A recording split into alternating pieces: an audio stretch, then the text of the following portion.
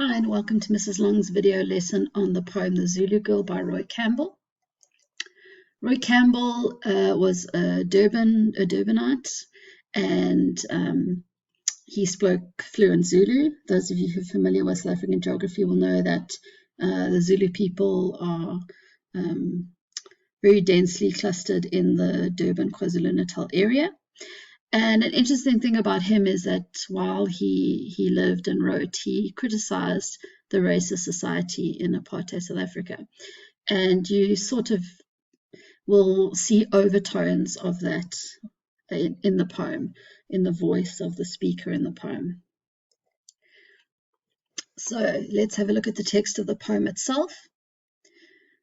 When in the sun the hot red acres smoulder, down where the sweating gang its labour plies, a girl flings down her hoe, and from her shoulder unslings her child, tormented by flies.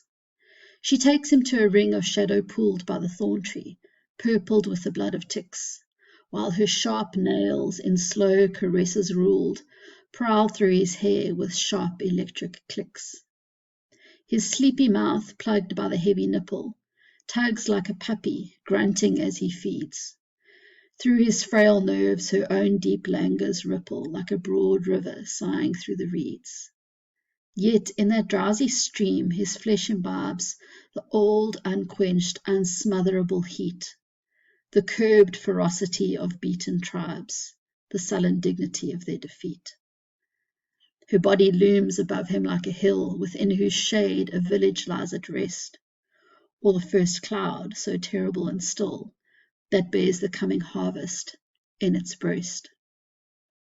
So if you take a moment to have a look at the way the poem is structured and what the content of the poem is actually dealing with, it starts off as a simple little picture of a girl feeding her baby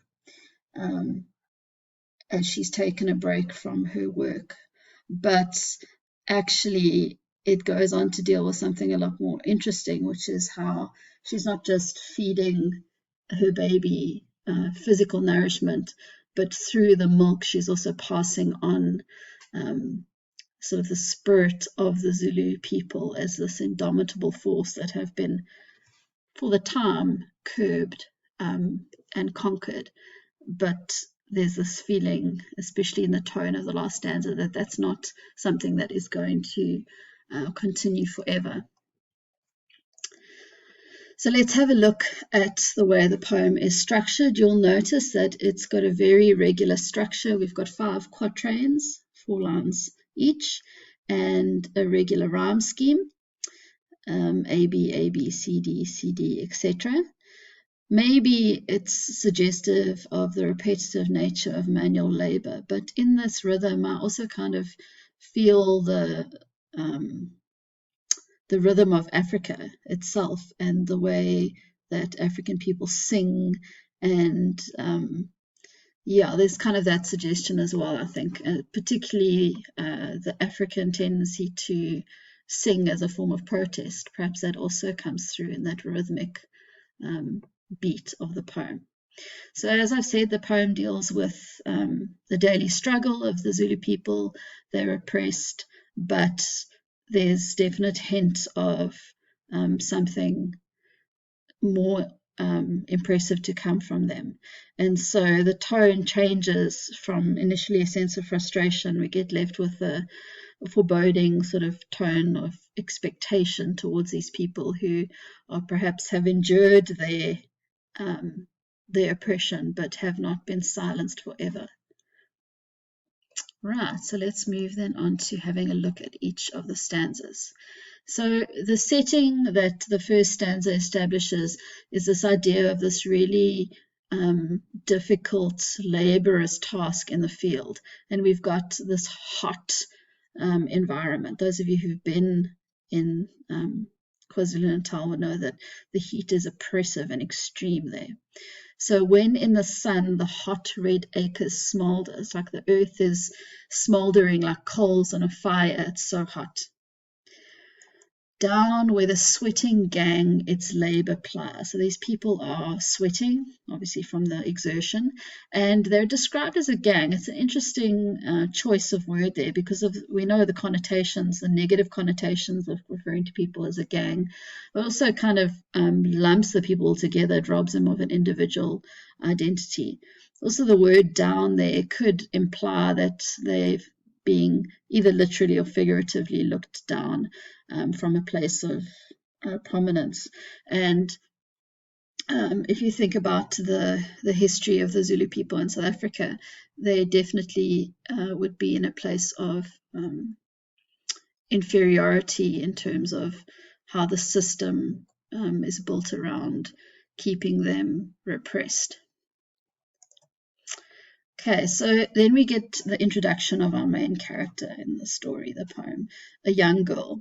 Now, the use of the word girl could mean that she is very young, but in South Africa, if you refer to somebody who is an adult as a girl or a boy, it also has a derogatory tone to it and can show a lack of respect to a person by not acknowledging their maturity. But she probably is fairly young. And the lovely description of her flinging down her hoe. So it's time for her to feed her child. And she doesn't just place her implement down, she flings it down. It almost makes us think of like a petulant child having a tantrum. But if you're doing something that you don't enjoy or it's arduous, you would have this kind of moment where you want to just fling something down instead of placing it down because it gives you a sense of satisfaction. So from her shoulder, she unslings her child. So it gives us an idea of the kind of situation this woman is in because she has to work with her child on her back. And so not able to have some sort of care for him, nobody else to look after him. And of course, then that means that the child is also out in this oppressive heat.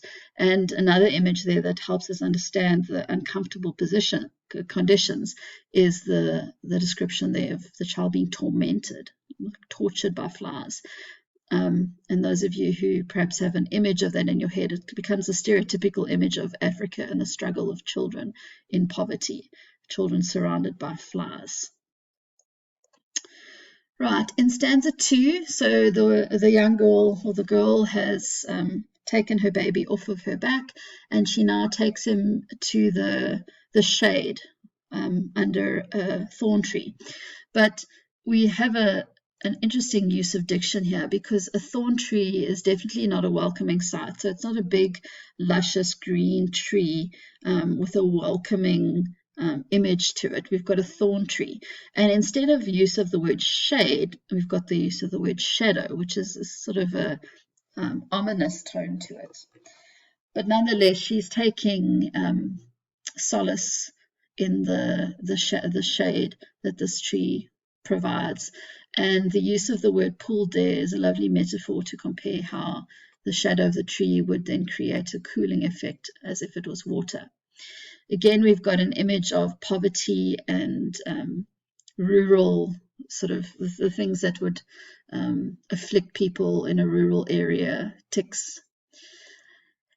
And while she is nursing her baby, she's busy running her fingers through his hair and her sharp nails. I love the contrast there because sharp nails makes you think of something quite sort of threatening, but she's doing it in slow caresses, which shows the care that she's taking this task. And also the word caress with the S's, slow caresses, that sibilance there creates a lovely softness.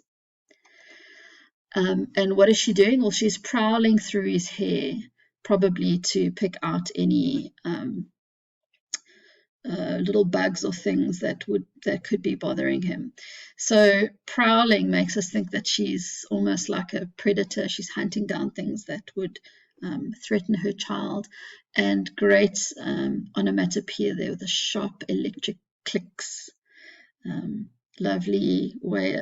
If you flick your nails, I don't know if you can hear me flicking my nail there, but you can get that idea of the electric click sound of it, almost like a shorting electric wire or something.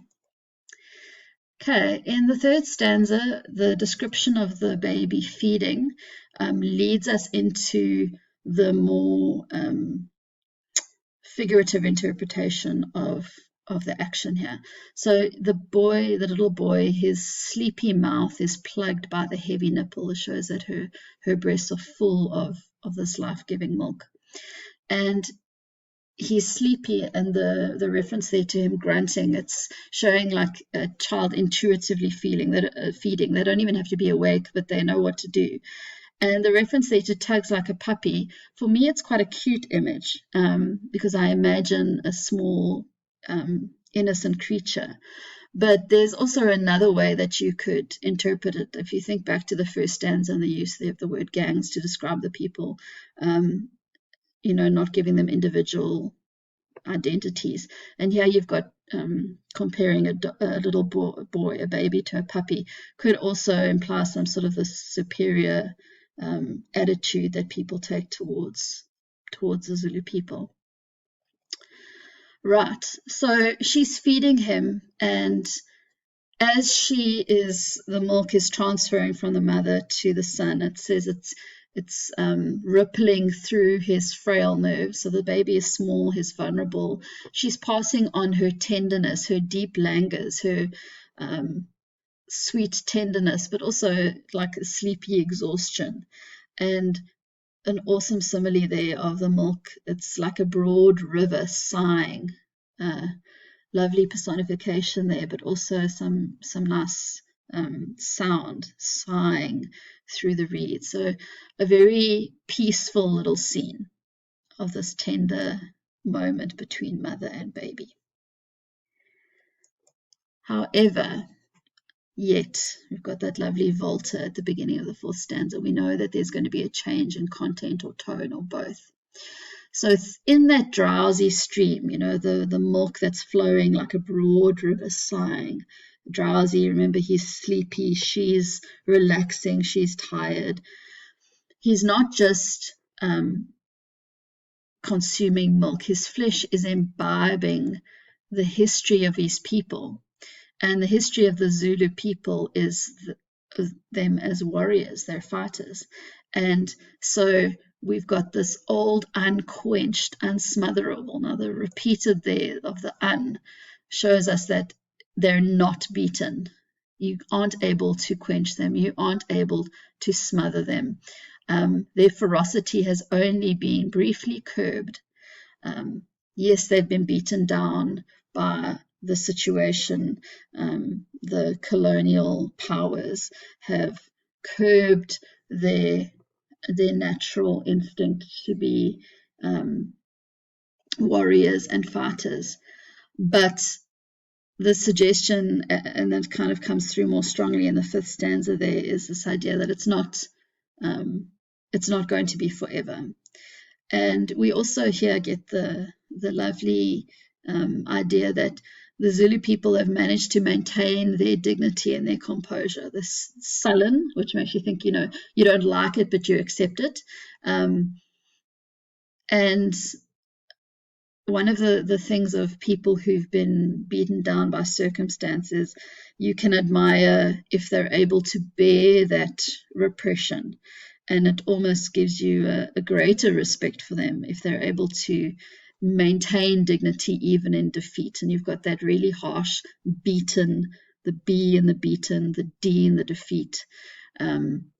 So they have been beaten down, but that word curb there tells you that it's, we can expect that this is not going to be forever.